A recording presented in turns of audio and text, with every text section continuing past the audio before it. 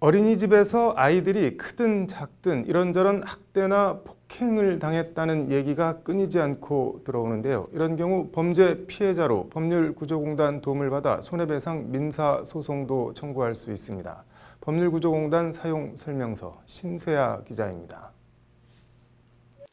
한 어린이집 보육교사였던 A씨는 아이들이 밥을 잘 먹지 않는다는 등의 이유로 아이들을 꼬집거나 머리나 등을 때리는 등 아이들을 상습적으로 학대했습니다.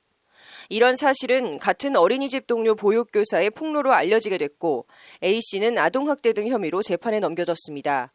아이가 문제의 어린이집을 가는 걸 극도로 꺼려해 다른 어린이집으로 옮겼던 김모 씨는 뒤늦게 자신의 아이도 그 어린이집에서 학대를 받은 사실을 알고 법률구조공단을 찾아 상담했습니다.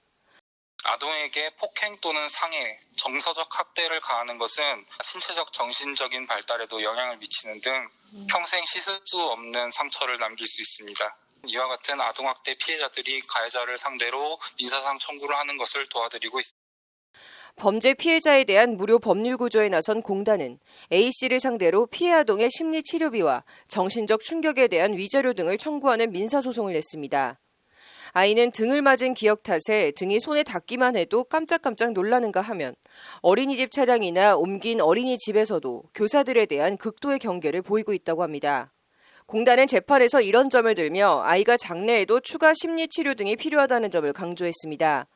A씨는 훈육을 위해 필요한 정도의 물리력 행사라고 주장했지만 재판부는 A씨 주장을 받아들이지 않고 피해 아동과 부모가 정신적인 충격을 입었음이 인정된다고 판단했습니다.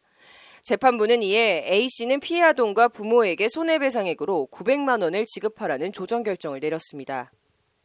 우리 아동복지법은 이러한 가해 행위를 한 자에게 5년 이하의 징역 또는 5천만 원 이하의 벌금이라는 중한형을 가하고 있습니다. 피해를 입은 아동과 부모는 즉시 수사기관에 이를 알려 더 큰 피해가 발생하지 않도록 하여야 할 아동학대 사건과 관련해 이런저런 정황들이 참작돼 형이 지나치게 낮게 선고되는 경우가 비일비재하다는 지적이 많습니다. 어린이 대상 범죄의 경우 재발 방지를 위해서라도 엄정한 대응이 필요해 보입니다. 법률방송 신세아입니다.